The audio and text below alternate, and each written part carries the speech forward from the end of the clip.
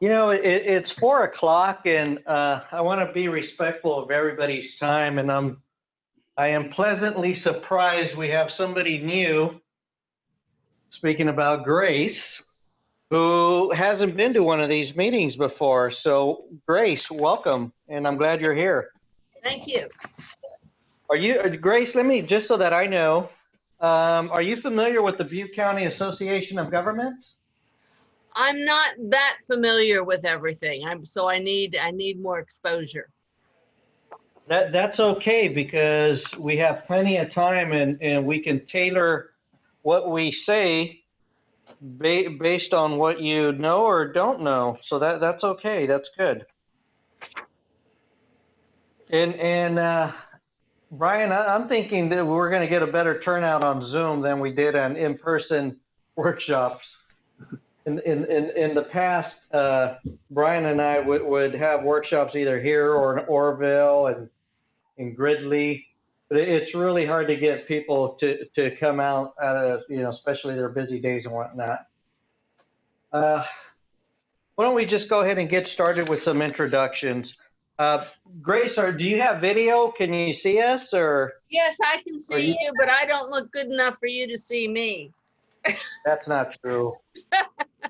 That's not true. Okay, well, I'm glad you could see. And before I share the screen, I'm just going to go through some introductions. And there's only a handful of us, so we could just go ahead and do that. And just some background on what we do.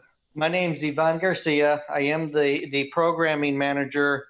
We're here for the Butte County Association of Governments. And I am the project manager for completing what we are talking about today, and that's the development of BCAG's long-range regional transportation plan. Grace, if you're familiar with the cities in the county, they have their general plans, right, that cover the different projects and whatnot. Right. Well, BCAG has a regional transportation plan. It's kind of the same thing. It's just a long-range general plan for transportation. Our agency deals specifically with transportation, and that's what we're talking about here. Brian, do you want to say a couple words? Yeah, sure. So I'm Brian Lasagna, also with the Butte County Association of Governments, and my position is regional analyst. In terms of the regional transportation plan, I oversee the sustainable communities part of it, strategy. So specifically the modeling of the plan, as well as our air quality analysis for the plan. That's what I'm most interested in, sustainable communities and air quality analysis. So that's great. Great. So we have we have a section within the PowerPoint that specifically goes over that. So. Great. All right, Nima? Nima. Hi, I'm Nima Kavernasab. I'm from Caltrans. I'm the Associate Transportation Planner for the Planning Division at District 3, which is in Marysville. So Nima is with Caltrans, and we work with Nima quite a bit. I'm the regional liaison over there. So. Well, thank you for coming, Nima. Appreciate it. Don't know how long you can stay on, but thanks for making an appearance. Appreciate it, especially if there's questions on state highway projects that may be of interest. Dan. Hi there, Dan Wayne, Senior Planner with the Shasta Regional Transportation Agency. We're the counterpart to BCAG, but obviously for the Shasta region. Hey, Dan, let me ask, how did you hear about this? I got an email forwarded to me from my executive director, Dan Little. I'm the project manager for our regional transportation plan and sustainable community strategy. So okay. Just join in to see how you're handling outreach for the RTP during COVID times. Well, we'll see. Dan, you're on a different timeline. BCAG is required to adopt this by December of this year. Is that the same case for you?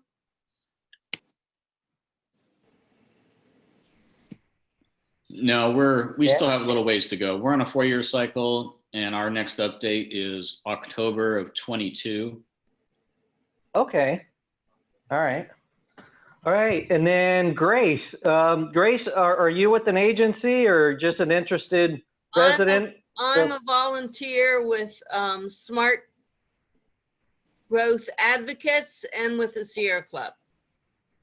All right. Well, again, thank you for coming. Appreciate it. Appreciate your time. Now I am going to try to bear with me. Share the screen on this PowerPoint. Can everybody see that? Yes. All right. So Brian and I, we prepared this, oh God, 38-page PowerPoint just to keep us going, but it's not meant to be all inclusive, and we're small enough here where if you do have a question as we go into these various slides, please just speak up. But if you're not speaking, please keep your phone on mute. I think that would help everybody else out in the connection coming through. Am I coming across okay? Can you hear me clearly? Yes, but I'm about to mute myself. All righty. Hey, Vaughn, if you could make that full screen. Where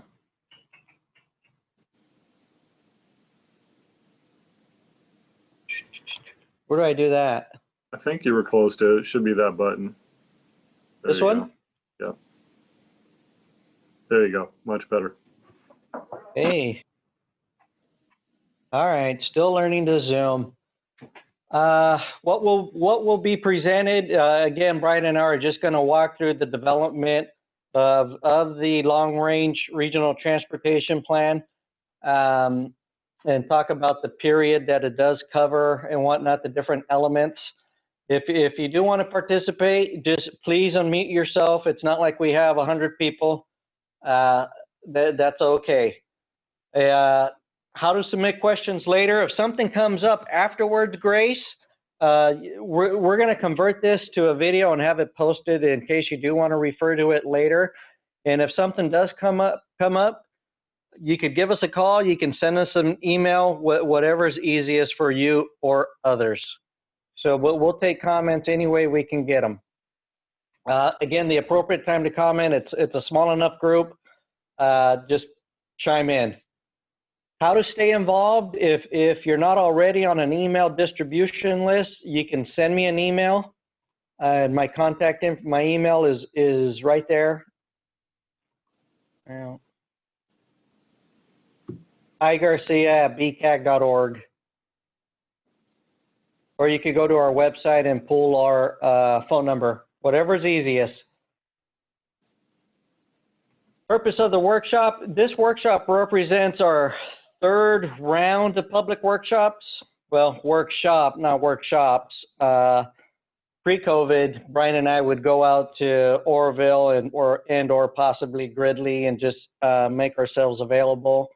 In some ways, I think this Zoom is going to work out better because we're able to record it and to allow for those individuals who are interested and unable to participate to go to our website, and then it'll be linked to a YouTube site where they can review it.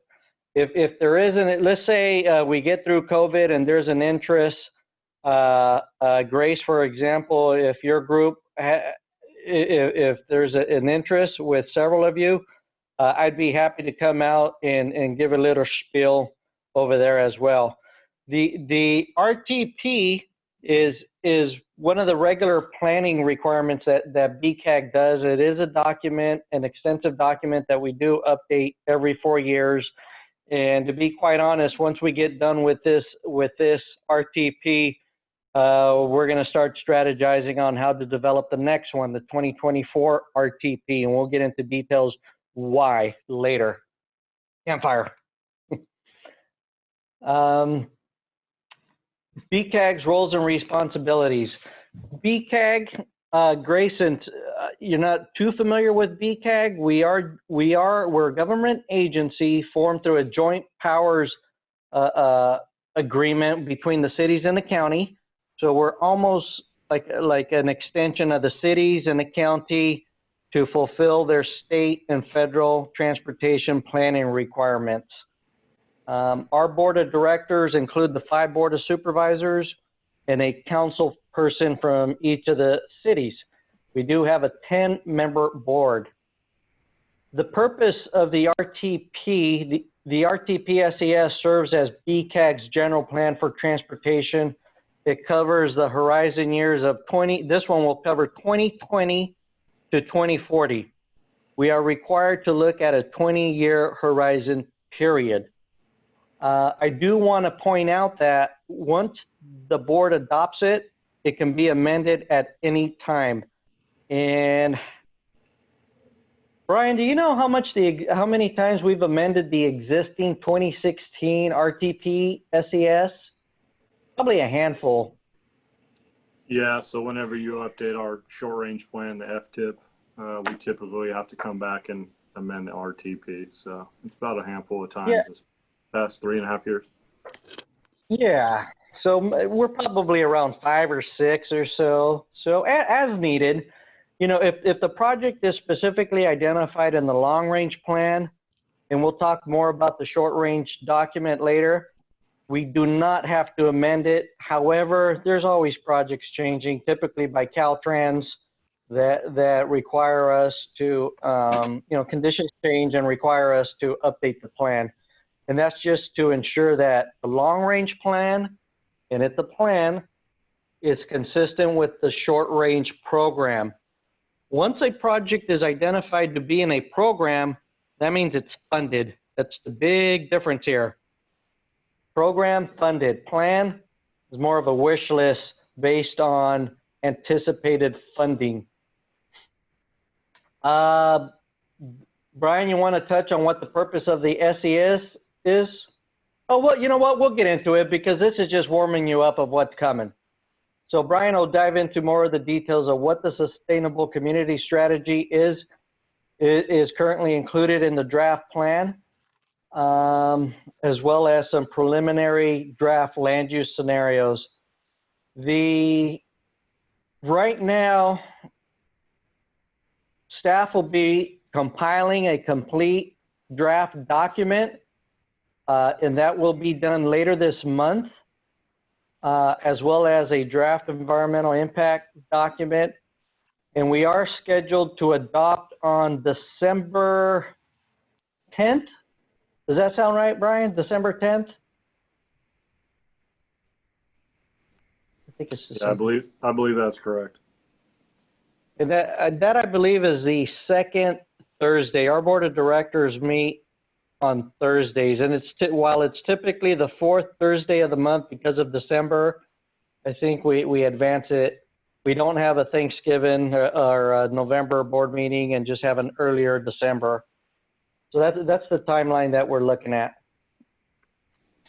The different modes included: highway, streets, and roads, bicycle, bike, and pedestrian types of project, transit, rail, and some aviation. Not a whole lot of aviation since we don't have passenger service anymore.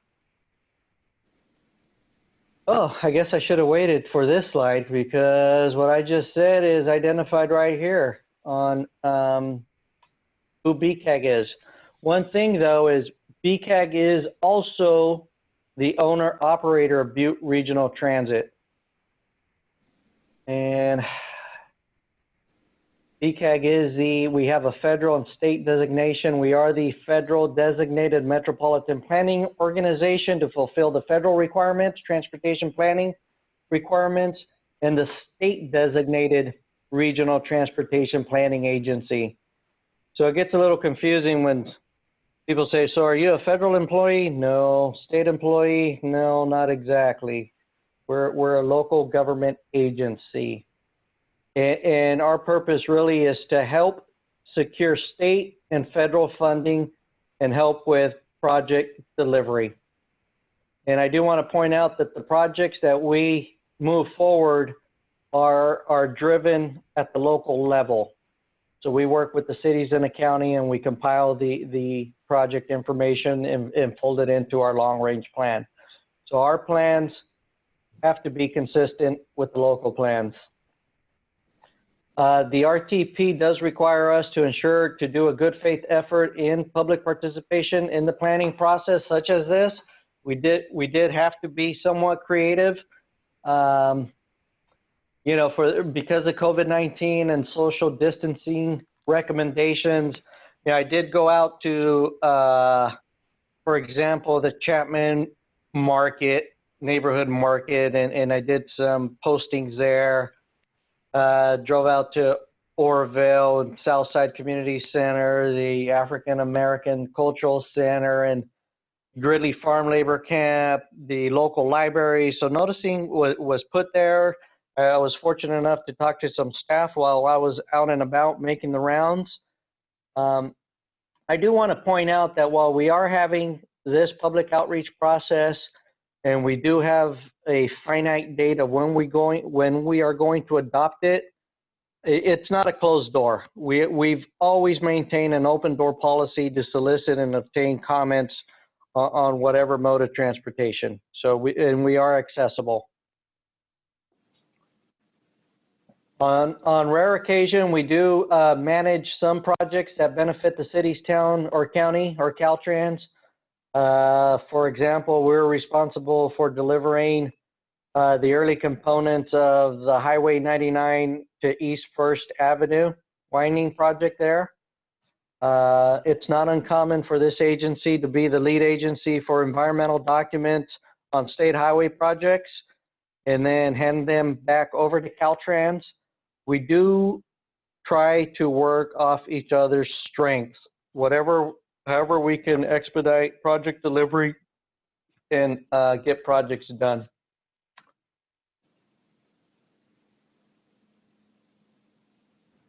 Purpose of the regional transportation plan. Our general plan, our long-range transportation plan is to serve really as a foundation for the development of the Federal Transportation Improvement Program, keyword federal. Next one is the State Regional Transportation Improvement Program, and serve as a foundation for Caltrans for their planning process, in particular the Interregional Transportation Improvement Program. Really what stands out here would be, for example, the Highway 70 corridor and the widening efforts and passing lanes that we have going on there. There are four main components to this long-range plan: a policy element that talks about the goals, policies, and objectives. They're pretty standard, haven't changed a whole lot over the various years.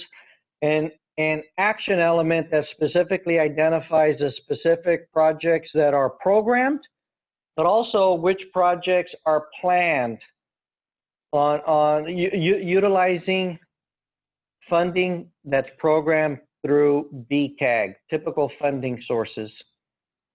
And a financial element in which we identify what those financial projections are by fund source. An important thing on this long-range plan, it has to be financially constrained. It is not just a wish list. Well, it is somewhat of a wish list, but it's based on financial projections. So, you know, it can't be an outrageous plan with projects that have no cost estimates, unless it is specifically identified as an unconstrained project. There's one thing is you know, we are a small region and we don't get nearly the funding as the big metropolitan areas. So while the plan is a financially constrained document, we want to make sure that the state and the feds know we do have other needs. And we capture those needs with rough cost estimates so that they don't forget about smaller counties. And a sustainable community strategy. That's the integration of land use, housing, and transportation to reduce greenhouse gases. And this new SCS, the Sustainable Community Strategy, is a new component that I believe, Brian, correct me if I'm wrong, came into play as of 2012. Is that right? Yeah, that's correct. Okay. May I ask a question, please? Absolutely. Okay, I've been attending a couple of workshops in which it is urban footprint has been described. It is a way of analyzing communities to maximize sustainability and infill and smart growth.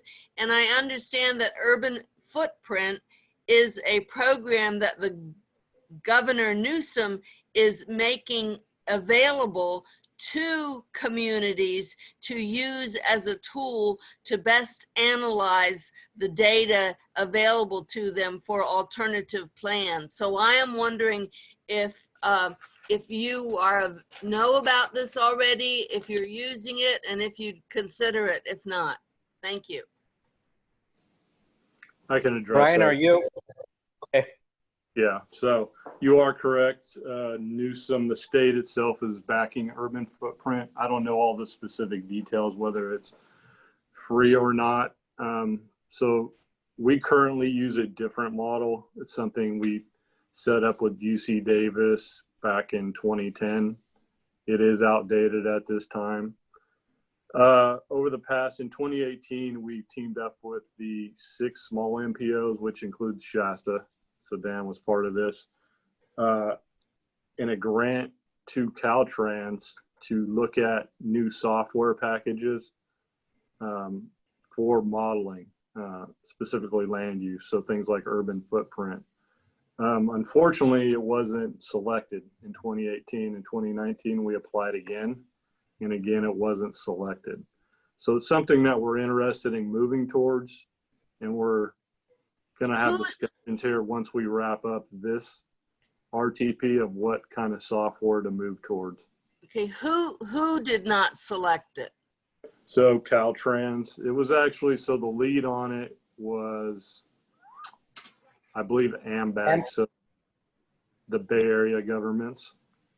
They were the lead, we were the subs, and it went through, I believe, Caltrans District 5. So I just want to let you know that after attending statewide Sierra Club meetings, I learned that it is free to use from the state, and it has been used to analyze alternative developments within Sacramento. So I would think that you could do that here too, and I'd appreciate it if you'd look into it. Thank you.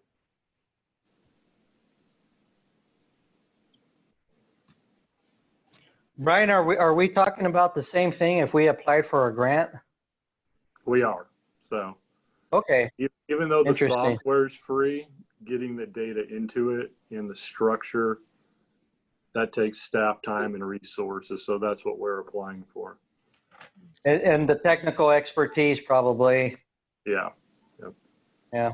Okay. Well, in Grace, it's obviously something that if we were a sub-applicant, we were interested in it.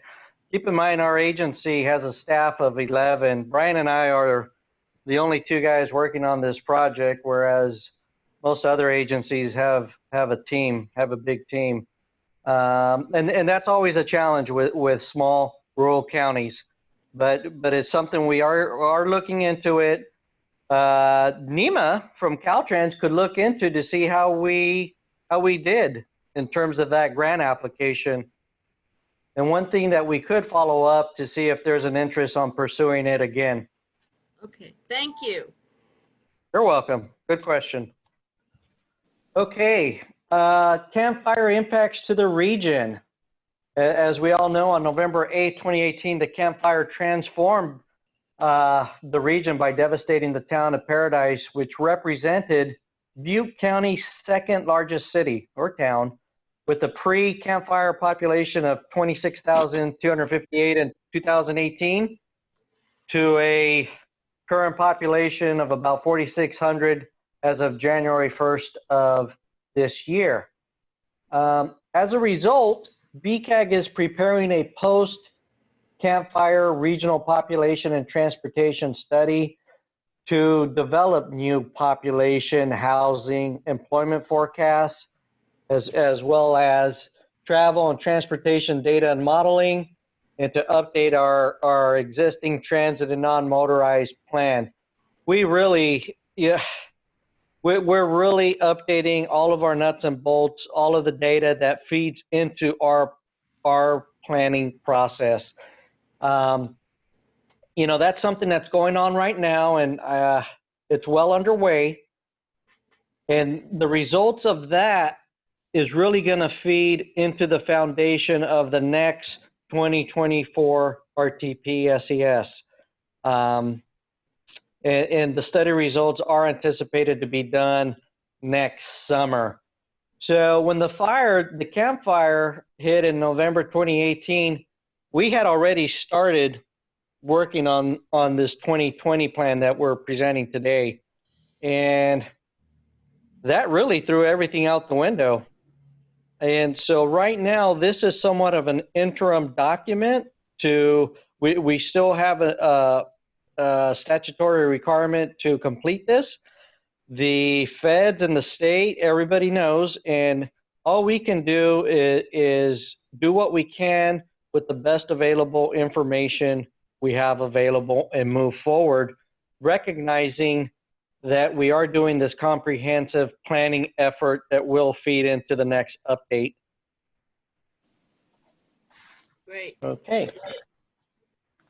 And the results of that is, you know, it really changed the dynamics in Chico and Oroville and the rest of the communities. And we all know that. So the nice thing about this was another grant funded project that was funded by Caltrans. It wasn't a hard sell to get those grant funds. And it's really going to provide that data to the cities and the county as well. You know? Great. Yeah, we're really happy with that. The regional priorities as they stand right now, BCAG gets State Transportation Improvement Program. Within the state program, we get what's called Regional Improvement Program funds. And for so many years, the priority has been to address the fatalities along the Highway 70 corridor.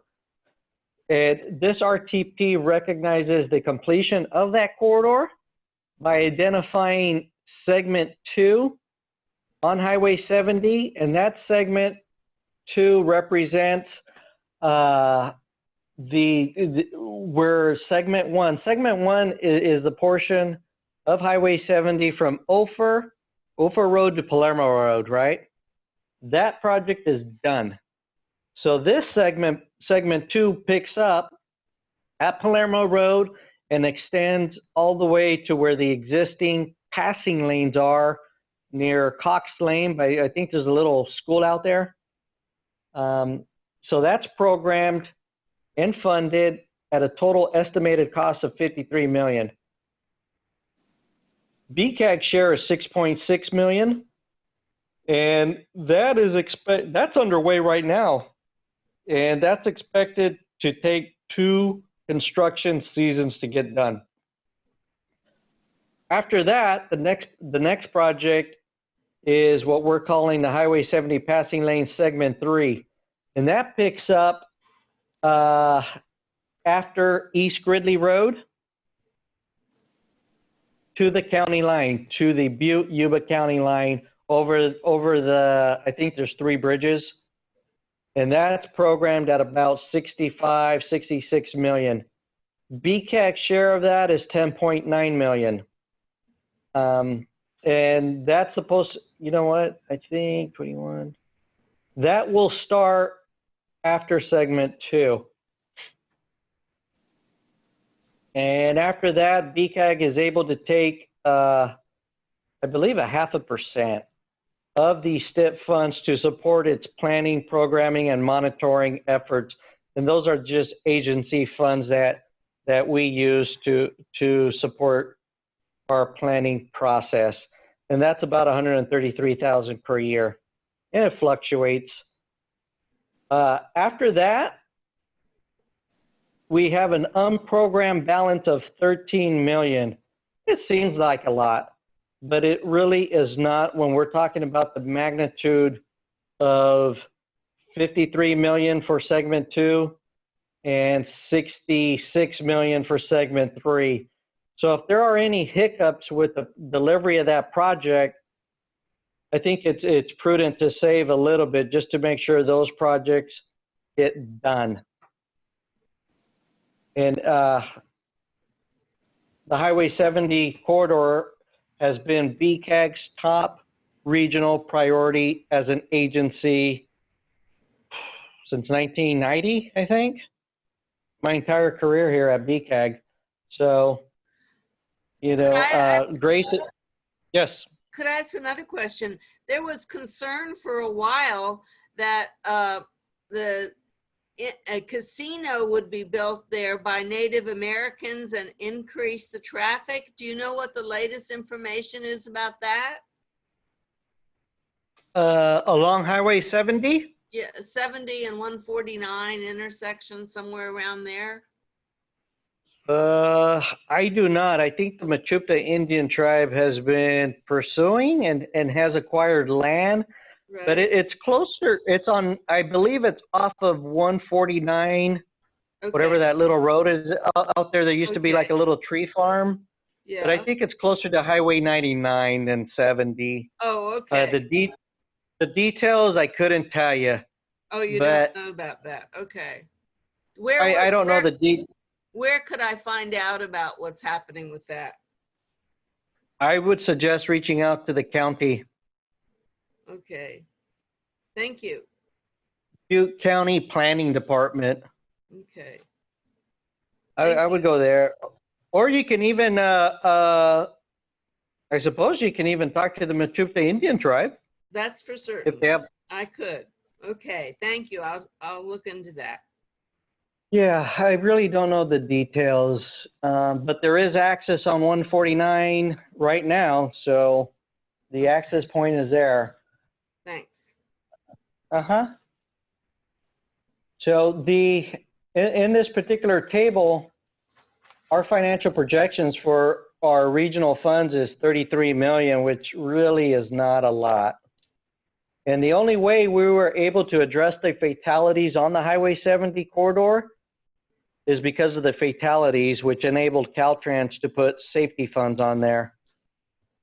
So between the safety funds and BCAG's regional funds and Caltrans interregional funds, we were able to collectively pull resources together, Great. which was desperately needed. It had the highest fatality in, I believe, California. Wow. Yeah, it was pretty bad. So it'll be nice. It'll be a five-lane footprint where it makes sense. 5 lanes meaning 2 lanes per direction, a center turn lane if it makes sense, and importantly, 8-foot shoulders. And you know, I think we've all traveled through there. It's a heavy ag industry, so that'll give a little more room for the heavy equipment along that corridor. In the PowerPoint presentation, and it is posted online, we do identify the current short-term 2019 federal transportation improvement projects. So all these projects are driven by the implementing agency and identify specifically the fund source.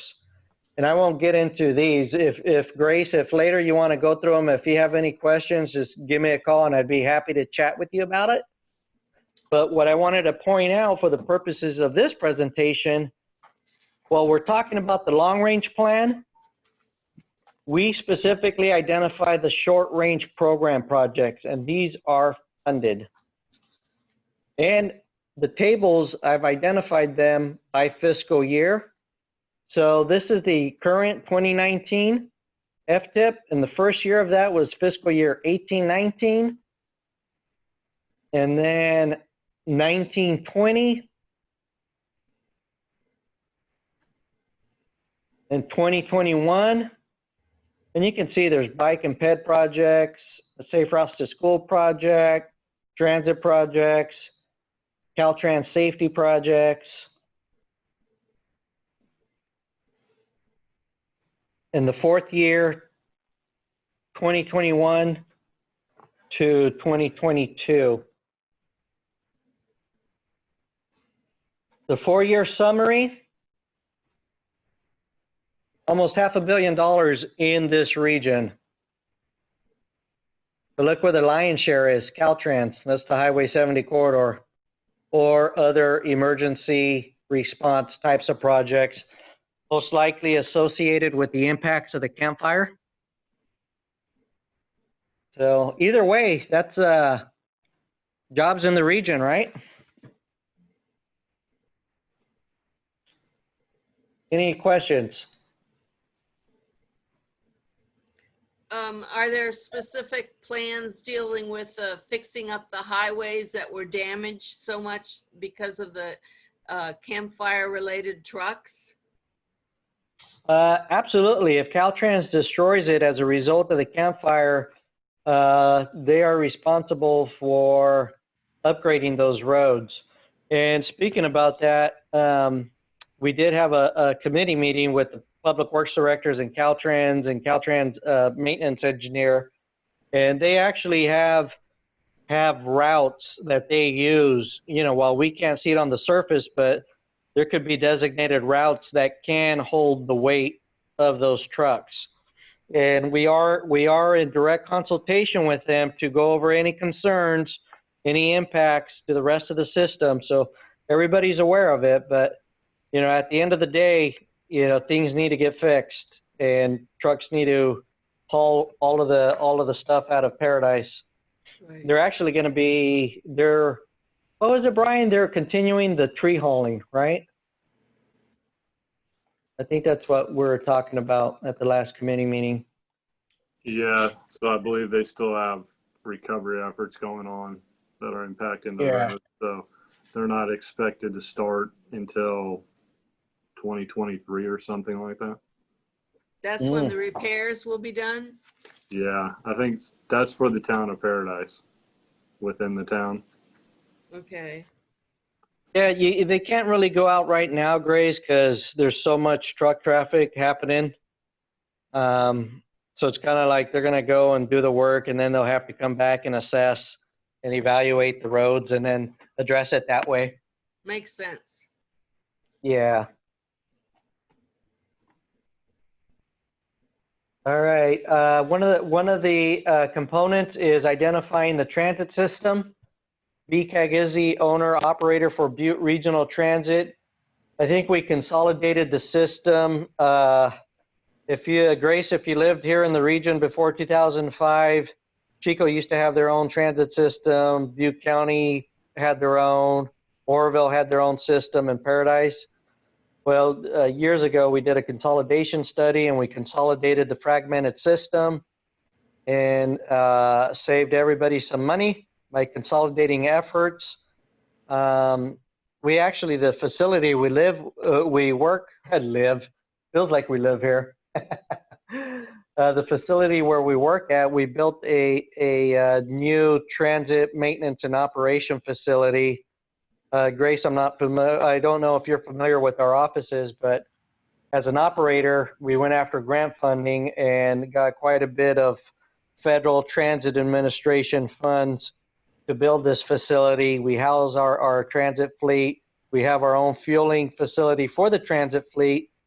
And we do have a nice solar canopy for the buses in the parking lot. Right. I don't know what % of energy we get, but we try to go as green as we could. Super. In 2015, BCAG did complete a transit and non-motorized plan to help guide the transit decision-making process. And it is posted there, but again, because of the campfire, it changed everything. And that earlier planning document that I was referencing is going to update this one. Everything changed. The housing where people, even how people work now is changing. Everything is still, changing. A lot more people are working from home. With COVID, that's another factor there. So we're just trying to get a handle on how to plan accordingly. That's really where we're at right now. This particular, these slides here that I had our transit operations manager, I had him just describe the system. We typically do that in our long range plan of what the system is in Chico, what it is in Orville, and what those routes are in Gridley, Paradise, Gridley Biggs. Some highlights, number of bus stops. We do try to use technology with AVL GPS to find out where the fleet is in real time, and we're always trying to be more efficient. We're always trying to provide better service, real-time information. Years ago, we did an app, so you can download the app, and based on where you're at, you can see whether or not if the bus went by or not, or if you're just standing there, or if somebody has time to run an errand or go to the bathroom or something. We do have that in place, and this is always changing. With COVID right now, our transit system, I think, what did it take, like an 80% drop or 90% nationwide? The transit systems across the United States took a hit. Wow. So right now we're, yeah. Well, who can blame you, right? If you're used to taking the bus and social distancing requirements, the last place I'd want to get on is a capsule with other people. But we do have a vigorous cleaning program that I don't know what the frequency is, but the buses are nonstop, continuously being cleaned. Great. So this just the routes of what they are right now. So after the post campfire study, we can expect this to maybe change a little bit. Don't know. One thing though is we are trying to nourish some basic trunk routes like along the Esplanade, Nord Avenue, Highway 32, some main corridors. We are trying to define some solid trunk system corridors in hopes of increased frequency or whatever we can do to get better performance. As the owner operator under BCAG, we do have a genuine, sincere interest in nurturing the transit system.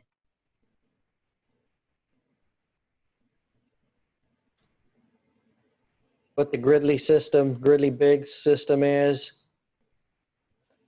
It's just Question. Do you yes. Survey people to see what kind of transportation needs or desires they have? I have no idea whether you do that or not. Grace, that's an excellent question, and I'm glad you asked that. Yes, we do. BCAG, as the administrator of what's called Transportation Development Act funds, the state created what's called TDA funds. The TDA creates two sources of funds, the LTF Local Transportation Fund, and that's made up of 0.25% of the sales tax of the originating county, okay? 0.25% of the sales tax from Butte County comes back to us. And that was established, I believe, in 1973.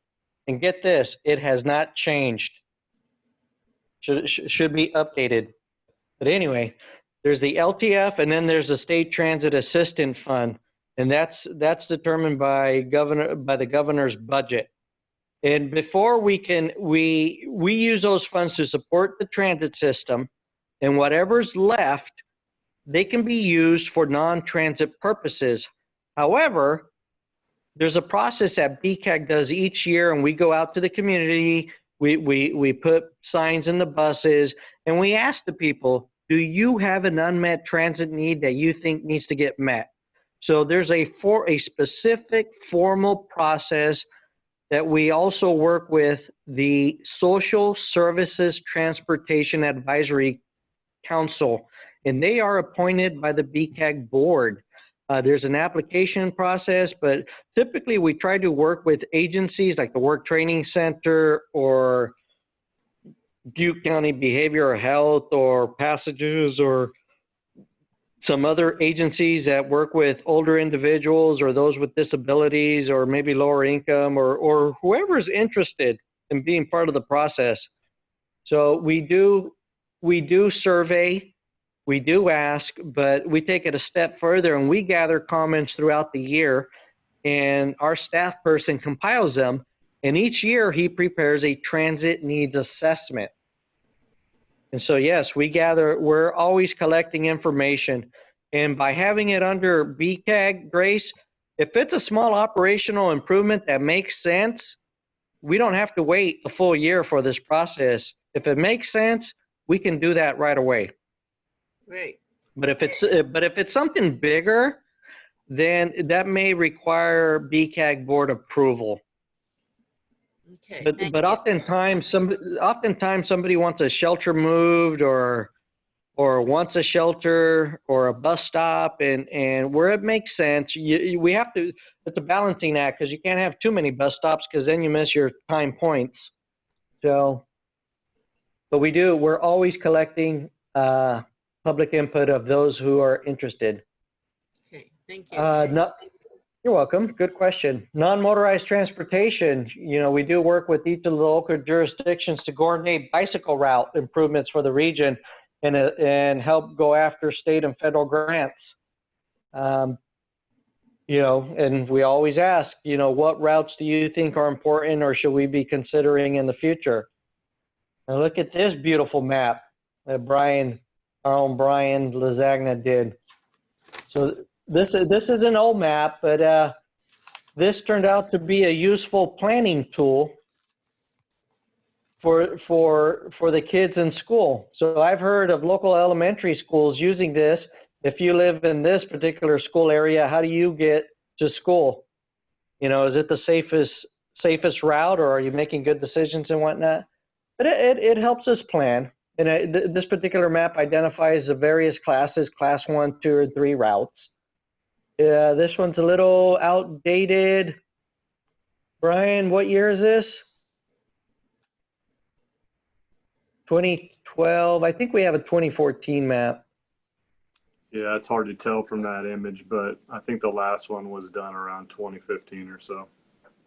Yeah, but based on how long projects take, they usually take 5 years to materialize. It depends on the project. The Bikeway 99 project has been in the works, I don't know, last 15 years or so, various segments. Financial element. Third element is the financial element, in which we describe the various colors of money that are typical to the agency, and we prepare financial projections. They're not included here, but that's something that I will be putting together and included in the document this month. With everything going on with COVID and the campfire, trying to get a grasp on what we can expect to receive in terms of regular funding source is a bit challenging, but that's something we're going to work through and identify what those projected revenues are and tie them to specific projects.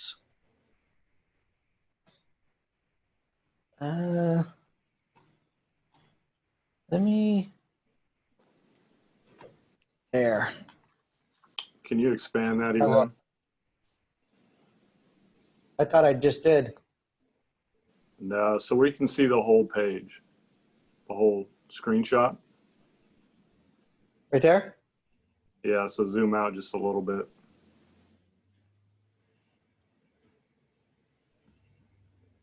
Good? Yeah, you wouldn't want it too little or you wouldn't be able to read it. Yeah. There you go, that'll work. Okay. So the sustainable community strategy, as Yvonne mentioned earlier, it was something we first included with the 2012 RTP.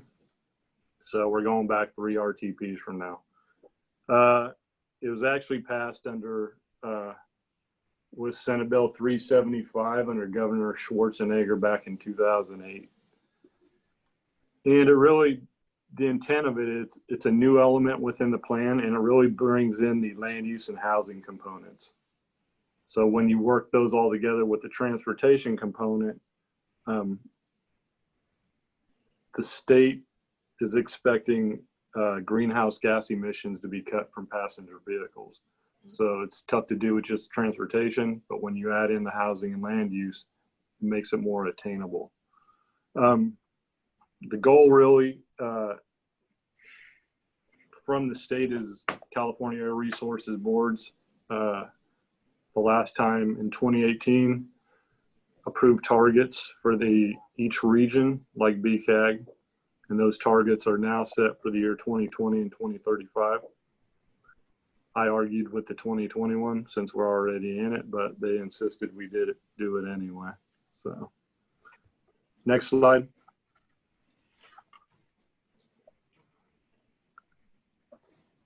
So as I mentioned before, so the goal of the SCS is to reduce GHG emissions specifically from passenger vehicles. So we're not talking about heavy trucks, buses, things like that.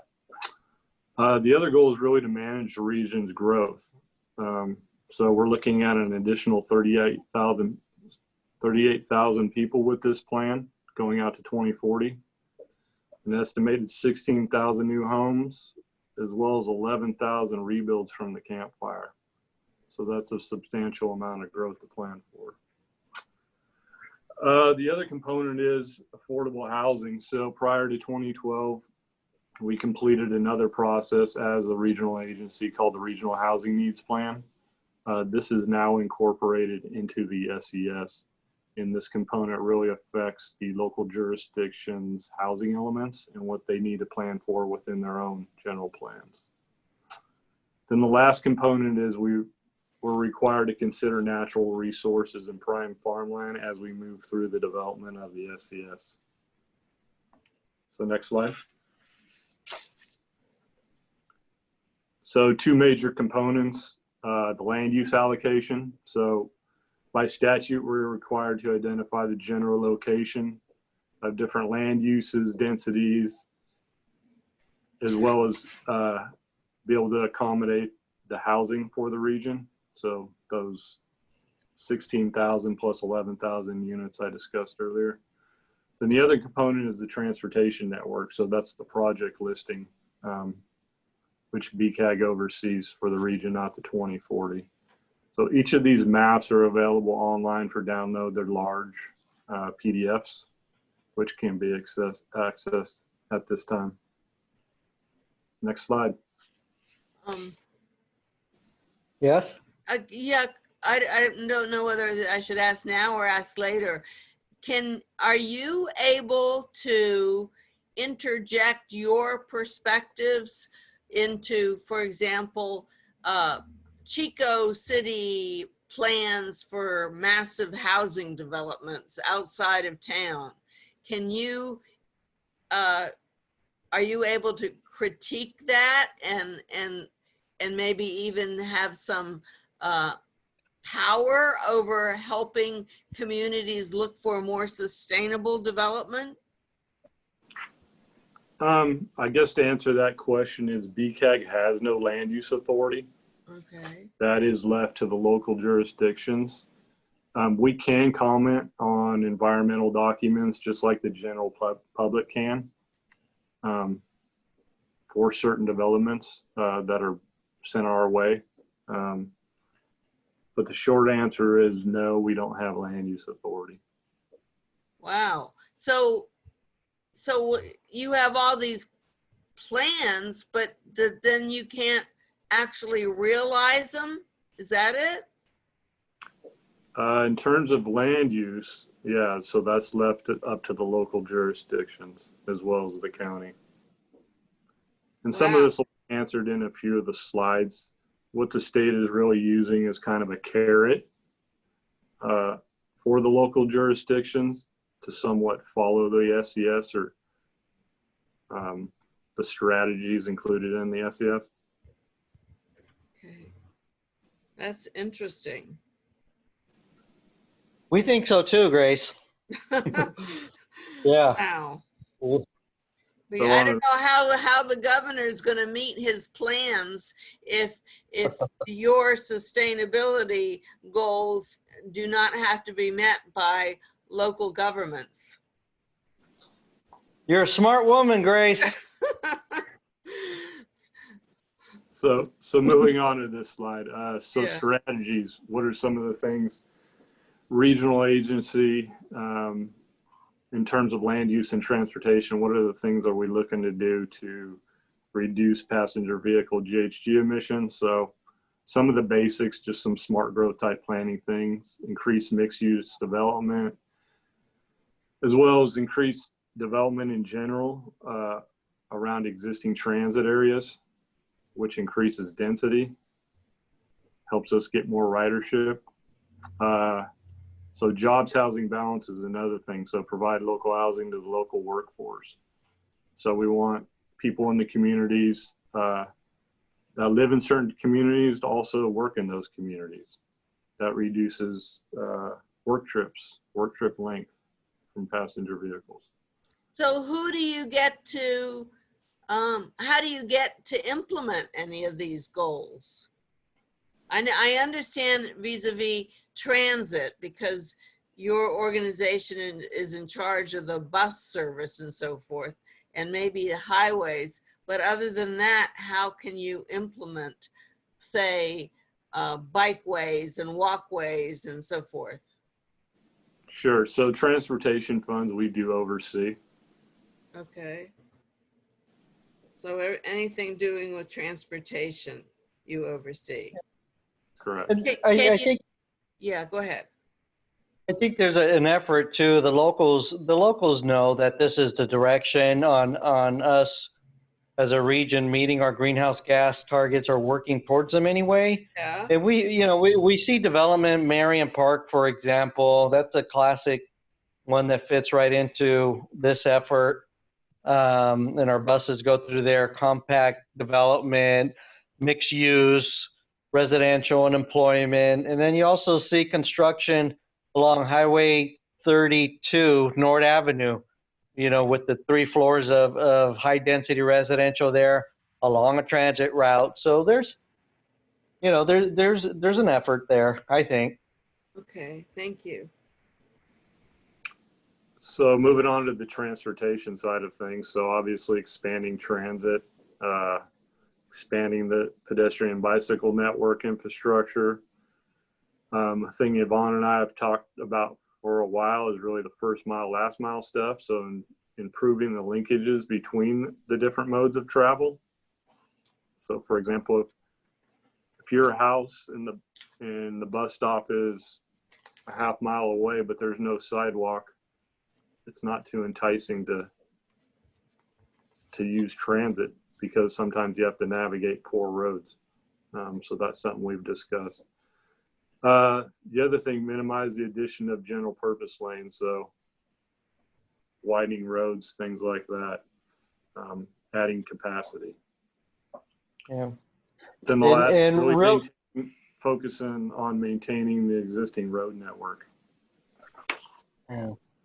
One thing I do want to point out, Grace, as a region, this region has secured over 44 million in the last 4 grant cycles for active transportation program funds. So per capita, I think we got the state beat.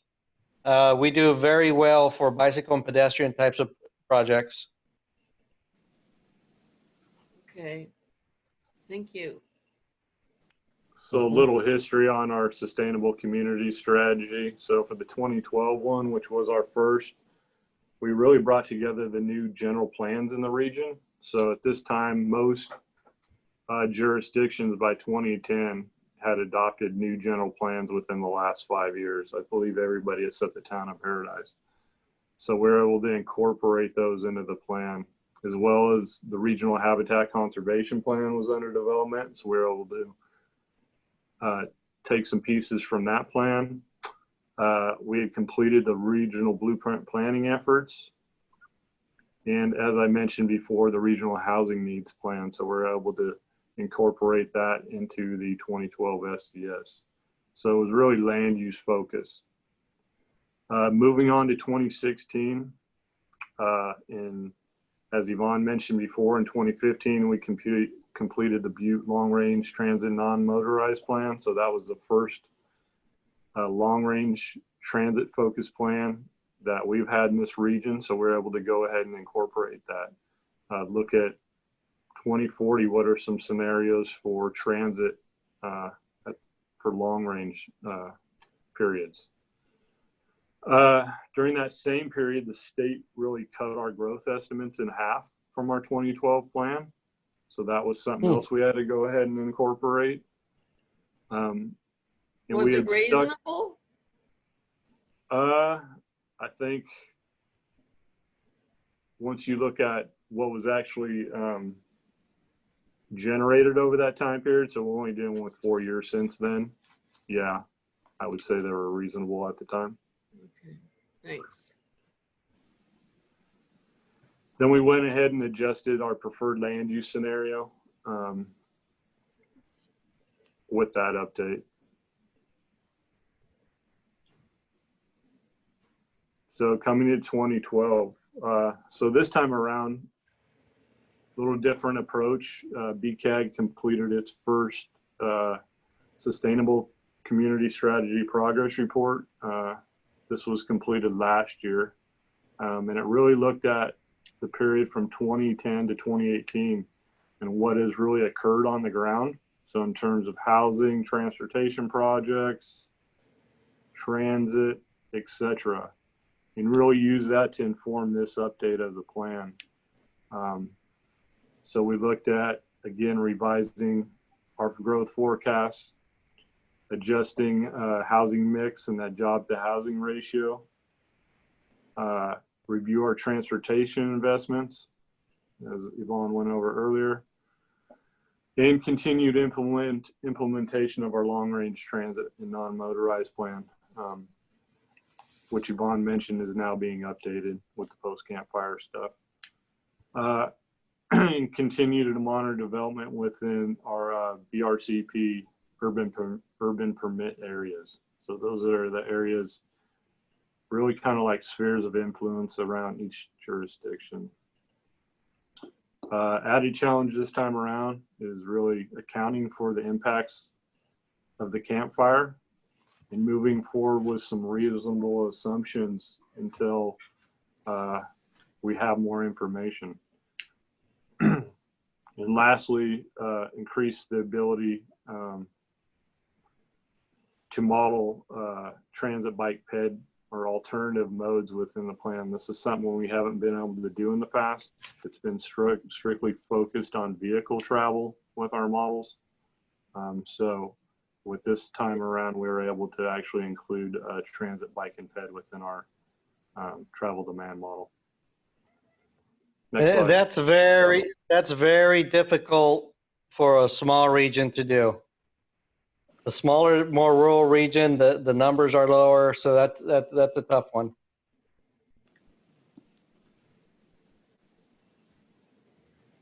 So in terms of the preliminary draft land use scenario, so reduce growth again per the California Department of Finance. I think what they're seeing statewide, the trend is kind of moving away from the valley areas of the state and more towards the coast, which was their last forecast. So they're taking some population from the Central Valley, Northern Sacramento Valley, and really moving that to the coastal communities. Wow. Continue the development pattern included in the past RTP SCS with some mixed housing and jobs ratios.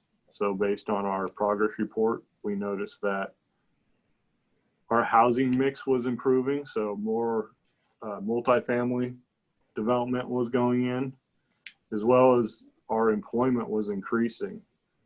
So we wanted to go ahead and make sure to account for that long range with our jobs to housing ratio. And for this plan, we're assuming 75 to 85% rebuild. Really? Within the campfire burn area. Over 20 years, Brian? Yeah. Yeah, so that goes out to 2040. Wow. So that it must be a very interesting and controversial issue about how they're going to rebuild such that the they won't be so much of a fire trap. Do you get involved with that too? You know, we don't, and that's really up to the town.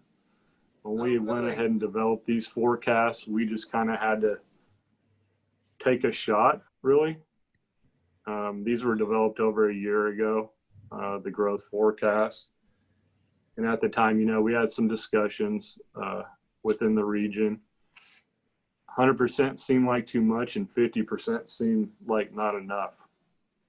So we kind of landed on that 75% mark. Oh, But I okay. think over the next several years, I think we'll have a better idea. But Grace, here's how we do get involved. And let's say we're programming bicycle and pedestrian types of projects. So we may suggest, well, why don't you do some bike lanes along Neal Road leaving the town?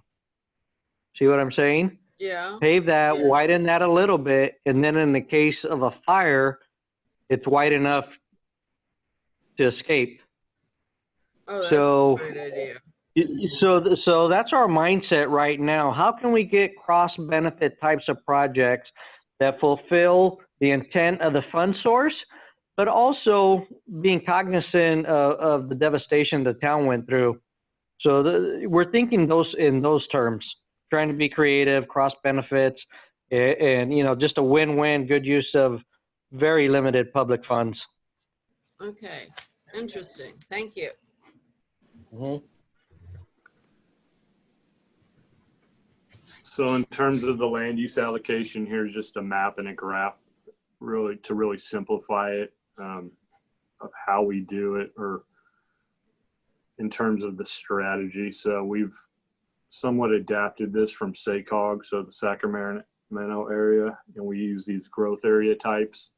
So it's a little hard to see, Yvonne, but if you look at the top, the brown there is what we're considering the urban center and corridor.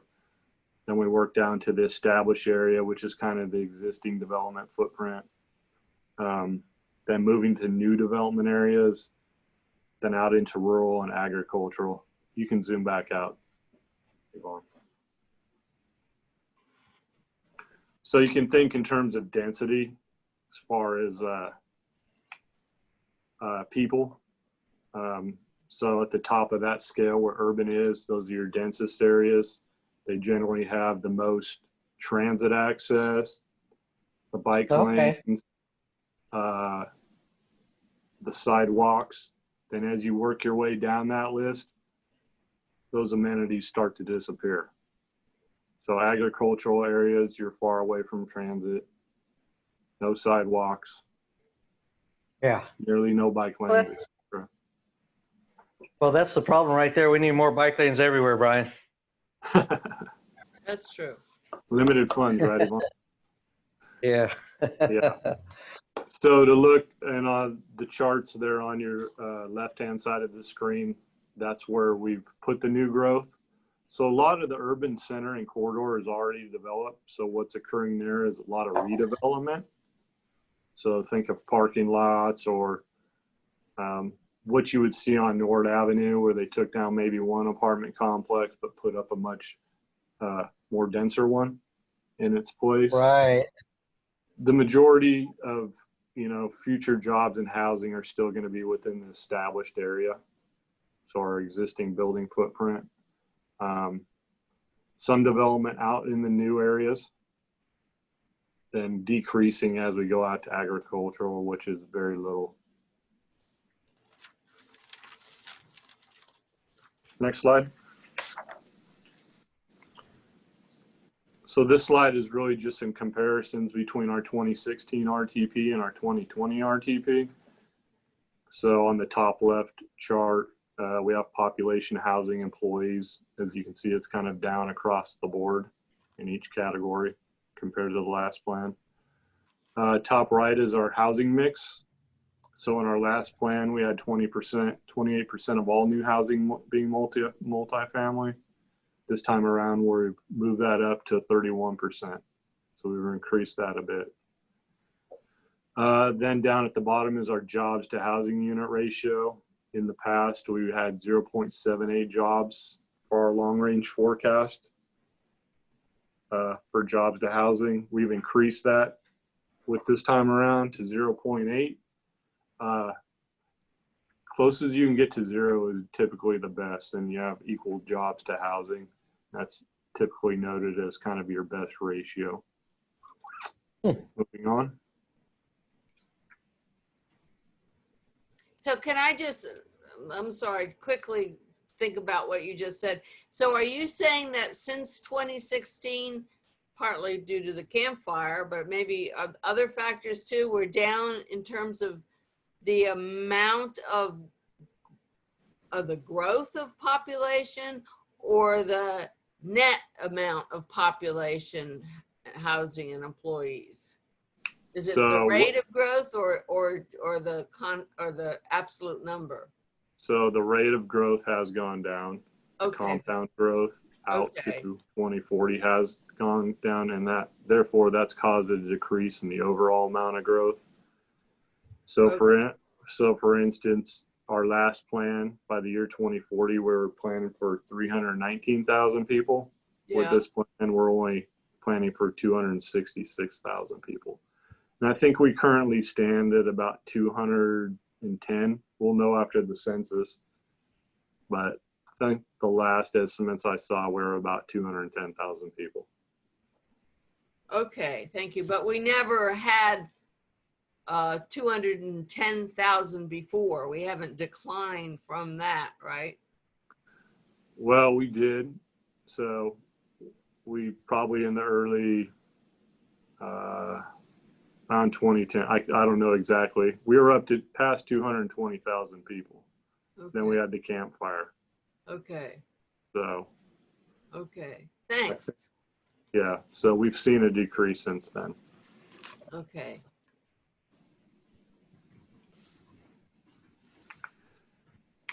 In terms of the transportation network, so this plan includes no additional general purpose lanes or capacity beyond what was in our last RTP. It does contain the same long range transit plan while we're currently updating that plan with our post campfire study.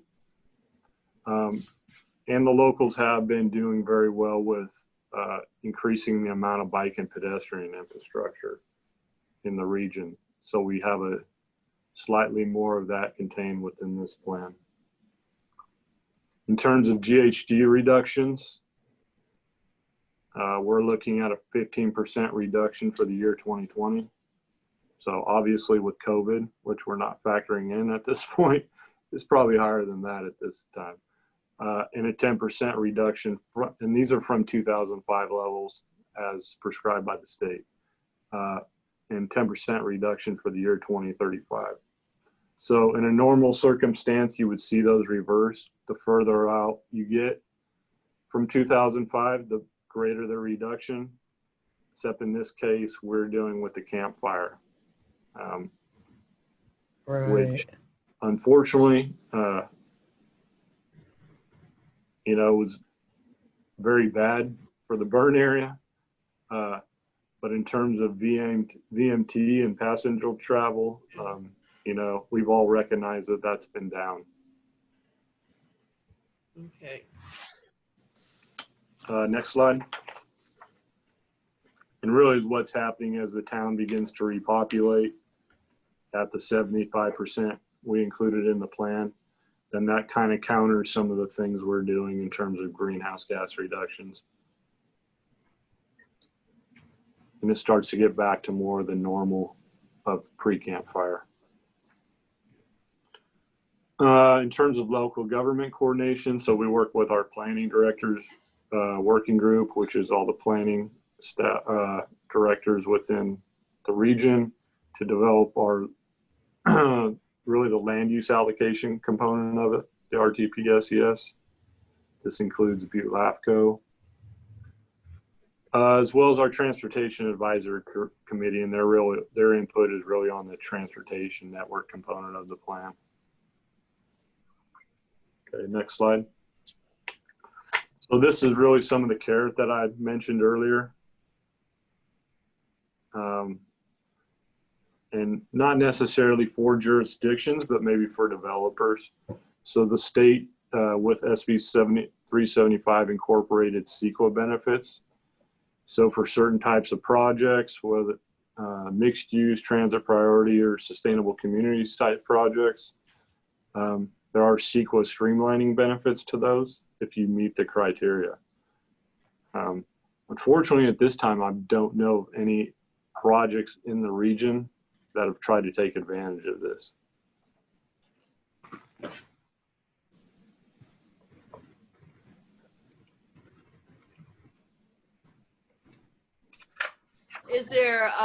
Is CEQA still on the table as far as possibly being knocked down by the legislature, by the governor, by Trump? Or is that not a concern right now? Well, I think CEQA is a state. It's run by the state. It's not federal. Oh, yeah. Okay. Federal government has NEPA. Yeah. So I don't think CEQA is in jeopardy. Oh, you don't? Okay, that's what I wanted to know. No, not in this state. Okay. But I'm not a CEQA expert, so. Thank you. I'll turn it over to you, Yvonne. Public involvement. We are recording this workshop. We'll make it available if others are interested. After the complete document is compiled later this month, it'll be posted, and then Brian and I will make ourselves available again for another Zoom workshop, probably a little more brief, since this one can be referenced. We'll do, changes as necessary, any technical changes, corrections, whatnot. And we are scheduled to have a public hearing at the December board meeting to adopt this. Have it approved on December 10th. Again, once it's adopted, it's not the end of the world. The board can amend and update this as necessary. At this point, we just want to make sure we're in compliance and meeting our requirements. Folks can email, give us a call, whatever's easiest.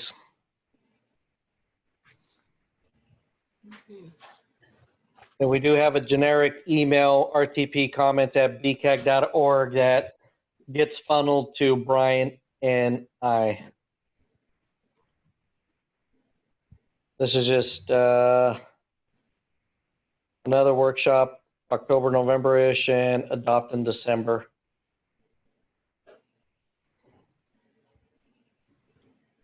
Let me see, next steps. Next steps is to get the entire document done and posted. The environmental impact report is on schedule and will be released for public comment later this month. Brian pointed out, like Brian pointed out, there really isn't any significant new projects from the previous plan. We're fulfilling our commitment to the Highway 70 corridor, some bicycle and pedestrian projects, some safety projects on the local side, but not a whole lot. Yes, Grace. I was just wondering, can I make a copy of these documents that you're showing me now? Absolutely. How do Or I already have copies made if you want to pick them up. But are you in Chico? I'm in Chico. Yes, we're in Chico. Okay, where are you in Chico? 326 Huss Drive. Huss Drive. All the way down Hagen Lane by the cemetery. Okay. Midway, the cemetery at Midway. Okay. Right? Yeah, that's Hagen. And then on Hagen, on the 2nd Street is Huss. We are at 326 Huss. Okay. And our address is posted online. Okay.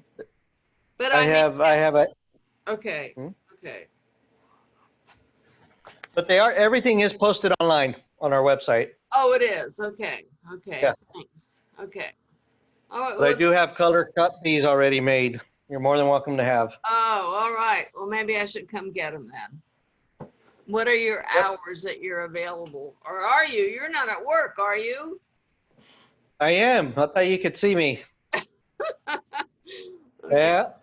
So is Brian. Brian's from his office. So let me okay. just finish this part right here. Next step, out for public review and comment. As we complete components, they are presented to the BCAC Board of Directors, and again, scheduled to adopt in December. People can sign up. If you want to send me an email, Grace, next time we have a meeting, then you can be directly notified. Phone number is there also. Yeah, that's Okay. pretty much it with that. Well, I. Nima, Dan, Well, okay. is Caltrans or Dan, do you guys have any comments or critique? Here's your chance to say some nice words about BCAG staff. This is Nemo. I think you did a great job. Oh, that's awesome. You're swell. I think you and Brian did a good job. I concur. You answered my Uh, questions very well. Thank you. I feel very spoiled in this presentation. This presentation was just for you, Grace. But I've actually, Brian, correct me or not. It makes it go by faster when we have people asking questions and are genuinely interested. Yes, I am. Thank you so much. Excellent job. Well, thank you. We really appreciate it. And yeah, could you keep me on your list? Send me an email. Okay. I will. All right. Thank you. All right. Goodbye. Goodbye. Good night, guys. I'm out. Thanks, Dan. Okay. Thank you, Dan.